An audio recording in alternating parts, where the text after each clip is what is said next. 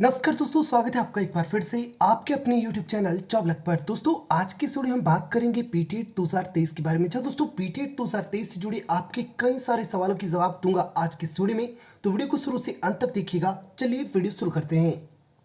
Video को start करने से पहले आपसे एक छोटी सी रिक्वेस्ट की, आप चैनल पर नए हैं तो चैनल को सब्सक्राइब जरूर करें और पास में स्थित बेल आइकन को प्रेस करना ना भूलें, ताकि पीटीईटी से संबंधित हमारी प्रत्येक वीडियो का नोटिफिकेशन समय रहते आपको मिल सके। और भाई अगर वीडियो इन्फॉर्मेटिव लगता है ना तो वीडियो को लाइक ज़रूर कीजिएगा। चलिए वीडियो को स्टार्ट करते हैं। सबसे पहले बात करते हैं उन सभी भाइयों की जिनके अकाउंट से पेमेंट हो चुका है, यानी पैसे कट चुके हैं लेकिन उनका पेमेंट नहीं हुआ, फॉर्म का पेमेंट नहीं हुआ है। तो ऐसे कई सारे भाइयों के कमेंट आ रहे हैं, तो उनको मैं एक ही लाइन में स्पष्ट जवाब दे दूं, ज़रा ध्यान से सुनिएगा।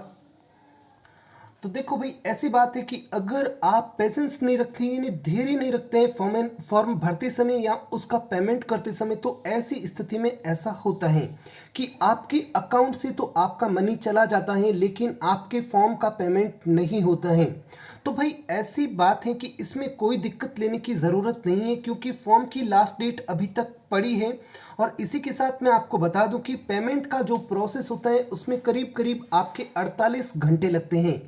48 घंटे के भीतर भीतर या तो आपका जो पेमेंट है वो सक्सेसफुल हो जाएगा या फिर आपका पेमेंट आपके अकाउंट में रिफंड कर दिया जाएगा। तो दिक्कत नहीं लेनी है, आपको 24 से 48 घंटे का वेट करना है। उसके बाद आपको पुनः स्टेटस चेक करना है।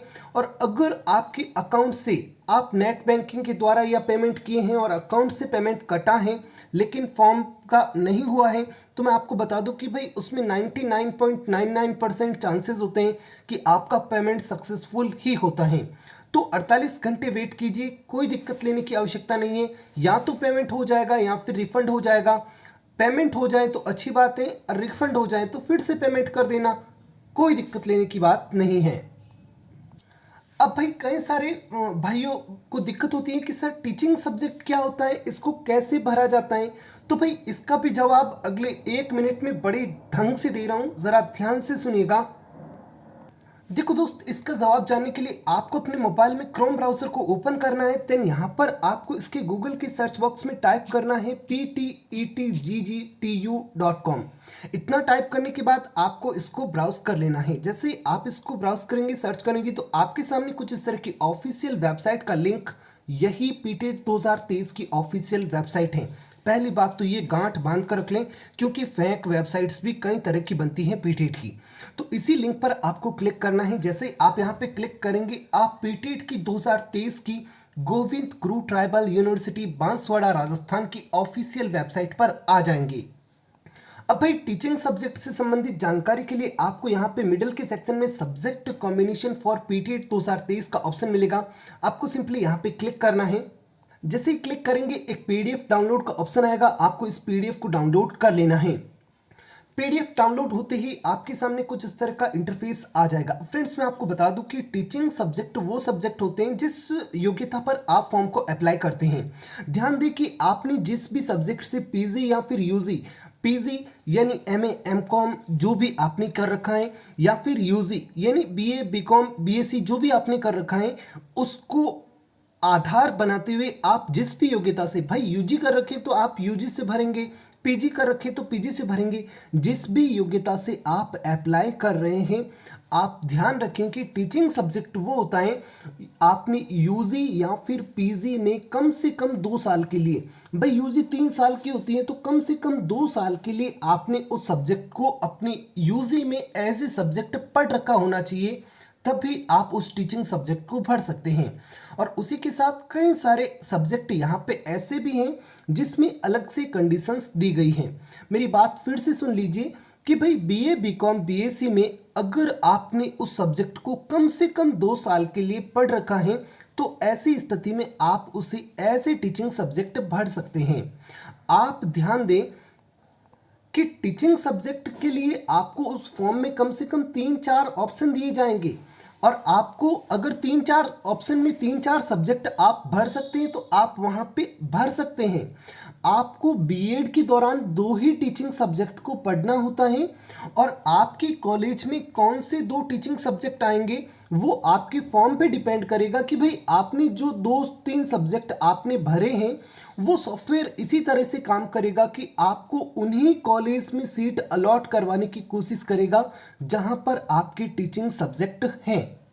और फिर वहां उस कॉलेज में जाकर आपको, जैसे मान लीजिए कि आपके 2 ही सब्जेक्ट आपके उस कॉलेज में है तो कोई दिक्कत नहीं है, लेकिन मान लीजिए कि आपके 3-4 सब्जेक्ट उस कॉलेज में है तो आपके पास चॉइस भी होगी कि आप उनमें से किन्हीं 2 को चूज कर सकते हैं, क्योंकि बीएड के दौरान 2 ही सब्जेक्ट पढ़े जाते हैं। एक एग्जाम्पल दूंगा, जैसे कि आपने बीएससी पीसीएम से कर रखा है मान लीजिए, और आपने कोई ऐसी कॉलेज भरी जहां पे तीनों सब्जेक्ट हैं और आपने अपने फॉर्म में भी तीनों सब्जेक्ट फिल किए, लेकिन बीएड कोर्स 2 ही पेडागोजी सब्जेक्ट के साथ होता है, तो आपको उस कॉलेज में जाने के बाद पीसीएम में से कोई 2 सब्जेक्ट चूज करने पड़ेंगे। तो इस बात का विशेष आपको ध्यान रखना है, 2 ही टीचिंग सब्जेक्ट आपको बीएड के दौरान पढ़ने हैं। फॉर्म में आप उन्हीं को भरेंगे जिन्हें आपने यूजी या पीजी में कम से कम 2 वर्ष के लिए पढ़ा है, और अन्य सब्जेक्ट के लिए कंडीशन कुछ इस प्रकार से रहेगी। देखो भाई, आर्ट्स फैकल्टी वाले ये जो 15 सब्जेक्ट यहाँ पे डिस्प्ले पे आपको दिख रहे हैं ना, ये सब्जेक्ट भर सकते हैं, लेकिन इन सब्जेक्ट में कुछ सब्जेक्ट ऐसे हैं जिनको भरने के लिए कुछ कंडीशंस हैं। जैसे कि अगर आप सिविक्स नाम का टीचिंग सब्जेक्ट भरना चाहते हैं तो ऐसी स्थिति में आपने पॉलिटिकल साइंस या पब्लिक एडमिनिस्ट्रेशन, इन दोनों में से किसी एक विषय को यूजी कोर्स के दौरान पढ़ा है, तभी आप सिविक्स को एज ए टीचिंग सब्जेक्ट आप भर सकते हैं। इसी तरह आपके सोशल स्टडीज टीचिंग सब्जेक्ट के लिए भी यहाँ पे कंडीशन है। ये जो डिस्प्ले पे आपको 8 सब्जेक्ट दिख रहे हैं, इनमें से कम किन्हीं 2 विषयों को आपने अपने यूजी या पीजी कोर्स के दौरान पढ़ रखा होना चाहिए, कम से कम 2 साल के लिए, तभी आप यहाँ पे सोशल स्टडीज जो टीचिंग सब्जेक्ट है उसको भर पाएंगे। और जो भी साइंस वाले विद्यार्थी हैं वो यहाँ पे डिस्प्ले पे देख पा रहे हैं कि उनके लिए ये 8 टीचिंग सब्जेक्ट हैं।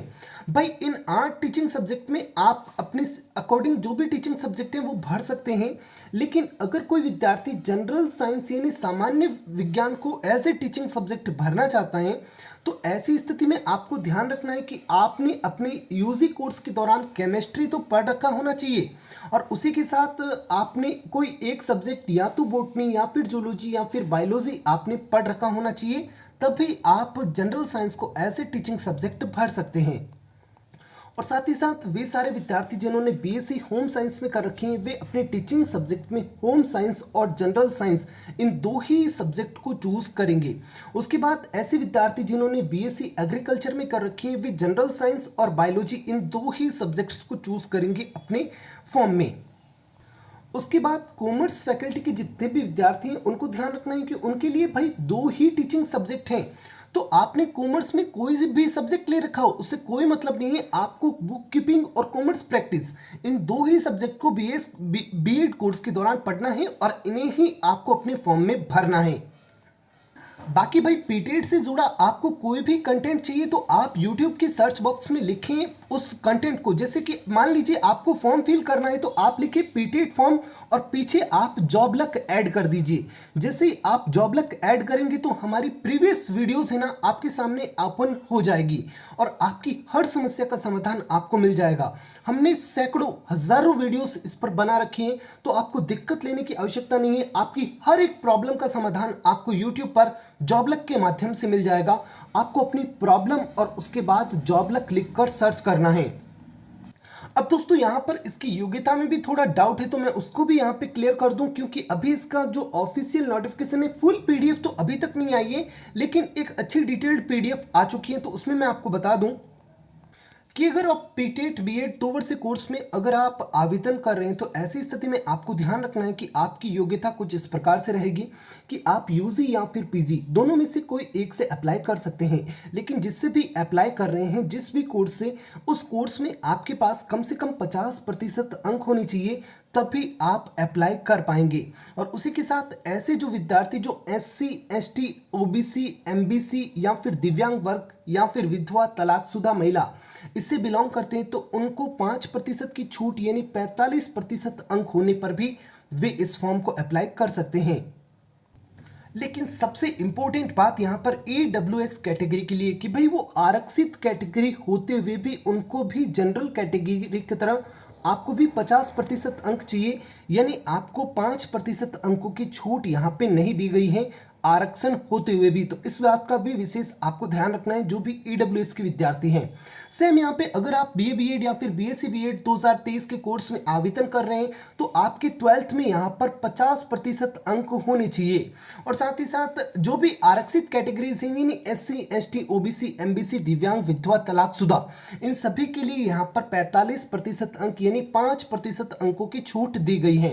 लेकिन यहाँ पे भी आपको ध्यान रखना है कि जो भी विद्यार्थी ईडब्ल्यूएस वाले हैं उनको 50% अंक ही बताए गए हैं, यानी आपके 12th में 50% अंक ही होने चाहिए जनरल कैटेगरी की तरह। तो ये थी इसकी योग्यता। ध्यान दें, अगर इस योग्यता में आपके 0.1% भी कम है तो ऐसी स्थिति में आप आवेदन नहीं कर सकते।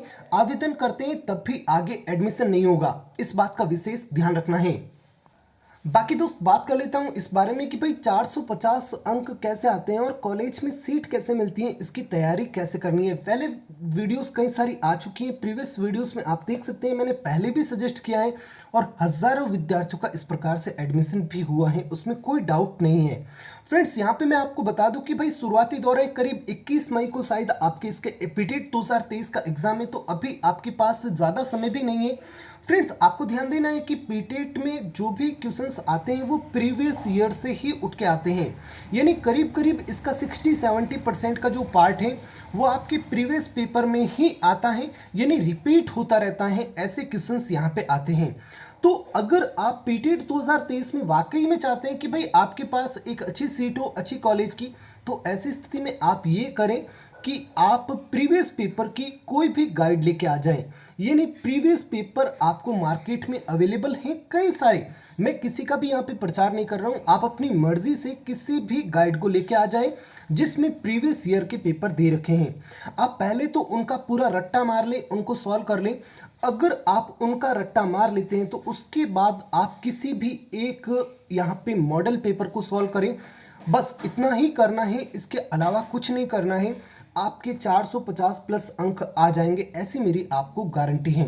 अगर आपको विश्वास नहीं होता है तो आप 5-6 प्रीवियस ईयर के पेपर सॉल्व करें, फिर आप 7वां पेपर जैसे ही सॉल्व करेंगे आपको पता चल जाएगा कि आपका टारगेट आपने अचीव कर लिया है। तो फ्रेंड्स कुछ इस तरह से आपको तैयारी करनी है। बाकी सिलेबस के अकॉर्डिंग भी आपको पढ़ना है। वो क्या पढ़ना है तो उसमें मैं आपको बता दूं कि भाई हल्का फुल्का जीके जो आपने प्रीवियस पेपर में पढ़ते हैं कि भाई ऐसे क्वेश्चंस आते हैं तो वही क्वेश्चंस से संबंधित जीके आपको यहाँ पे पढ़ना है। उसके बाद आपको हिंदी ग्रामर की अच्छी तैयारी करनी है और उसी के साथ आपको यहाँ पे टीचिंग एटीट्यूड एंड एप्टीट्यूड के मॉडल पेपर्स को ज़रूर से मिलाना है, क्योंकि क्वेश्चन वहीं से सेम टू सेम पुट किए जाते हैं। अब कोई भाई पूछेगा कि भाई कौन सा प्रीवियस ईयर का पेपर का सेट लाएं या फिर कौन सा मॉडल पेपर लेके आएं, तो भाई आप अपनी मर्जी से कोई भी लेकर आए, सभी अच्छे हैं, उसमें कोई दिक्कत नहीं है। बस आपको कम से कम 2-3 बार उनको पेपर्स को सॉल्व करना है ताकि आपको पता चल जाए कि भाई कहाँ से सवाल पूछा जाता है और मुझे क्या पढ़ना है। आप एक छोटी मोटी गाइड भी ला सकते हैं, ज़्यादा बड़ी मत लाना, कोई यहाँ पे कोई इतना भारी नहीं है, लेकिन इतना पेपर हल्का भी नहीं आता है तो हल्के में भी नहीं लेना है। ऐसी बात नहीं है कि भाई ऐसे ही 450 अंक आ जाएंगे, आपको पढ़ना पड़ेगा तभी आएंगे। नहीं तो मेरे दोस्त ऐसे कई सारे विद्यार्थी हैं जो 2-2 3-3 बार इस पेपर को देते हैं और उनको कॉलेज की एक सीट इन ऑल राजस्थान भी नहीं अलॉट होती है। और ध्यान दें कि वे विद्यार्थी ऐसे भी हैं जिनके 12th में 70% हैं, जिनके आपके बीएससी में 60-70% हैं, यानी जो होशियार विद्यार्थी हैं उसको भी पढ़ना पड़ेगा, उसमें कोई डाउट नहीं है। बाकी भाई आपको इस चैनल के माध्यम से गाइड किया जाएगा, यहाँ पर भी आपको मॉडल टेस्ट पेपर उपलब्ध करवाए जाएंगे, तो चैनल से जुड़े रहिएगा और बेल आइकन को प्रेस कर दीजिएगा ताकि आपको उस वीडियो का नोटिफिकेशन मिल सके। और साथ ही साथ आपको इस पीटेट 2023 से जुड़ी कोई भी दिक्कत है, कोई भी दिक्कत है तो आप कमेंट बॉक्स में लिखें, या तो वीडियो के माध्यम से या फिर आपको रिप्लाई के माध्यम से उस प्रॉब्लम का सॉल्यूशन दिया जाएगा। एक बात जाने से पहले ये बता दूं कि यहाँ पर पीटेट 2023 का जो आप एग्ज़ाम दे रहे हैं उन सभी कैंडिडेट्स को बता दूं कि भाई कितना कंपटीशन है, कितनी सीट्स हैं और कितने तक विद्यार्थी आ सकते हैं। तो भाई आपको यहाँ पे दिखा दूं कि 1100 के करीब आपके यहाँ पर पीटीईटी की कॉलेज हैं और उसमें आपके यहाँ पर कम से कम 4 लाख स्टूडेंट्स शामिल होंगे। यानी 4 लाख स्टूडेंट्स आपके 21 मई को जिला मुख्यालयों पर परीक्षा देने बैठेंगे। और यहाँ पे आप ये मान के चल सकते हैं कि करीब 3-4 कैंडिडेट आपके एक सीट के लिए यहाँ पर उपलब्ध रहेंगे। जब भी इनके यहाँ पर कितने फॉर्म भरे जाते हैं वो डिटेल्स आएगी तो मैं आपके साथ शेयर कर दूंगा। तो भाई इतना कोई टफ नहीं है कि यहाँ पे 4 में से आप एक सीट को नहीं ले सकते, बस आपको उसके लिए कम से कम 15-20 दिन की मेहनत करनी पड़ेगी। और लास्ट में मैं आपको बता दूं कि भाई पीटीईटी एग्जाम में केवल आपके अंक ही आपके काम नहीं आते हैं। यहाँ पर 450 अंक लिखे हैं, लेकिन ऐसे विद्यार्थी जिनके 370 अंक आते हैं उनको भी कॉलेज मिलता है। लेकिन वो कैसे मिलता है, तो वो वीडियोस हमारे चैनल पर उपलब्ध हैं, आप जाके देख सकते हैं। बाकी एक नई वीडियो लाऊंगा क्योंकि ये वीडियो ऑलरेडी बहुत ज़्यादा लंबा हो चुका है। तो फ्रेंड्स, कहना बस इतना ही है कि भाई लक भी काम आता है और कुछ ट्रिक्स भी फॉलो करनी होती हैं कॉलेज भरते समय, ताकि उससे कम नंबर में भी आपको कॉलेज मिल सके। तो वो प्रोबेबिलिटी का चक्कर है, वो क्या होता है, कैसे होता है, वो अगली वीडियो में बात करेंगे। फिलहाल के लिए इतना ही, चलता हूँ, मिलूंगा एक नए वीडियो में। तब तक के लिए जय हिंद जय भारत। वीडियो को लाइक नहीं किया तो वीडियो को लाइक कीजिएगा और भाई फ्रेंड्स के साथ शेयर कीजिएगा। धन्यवाद।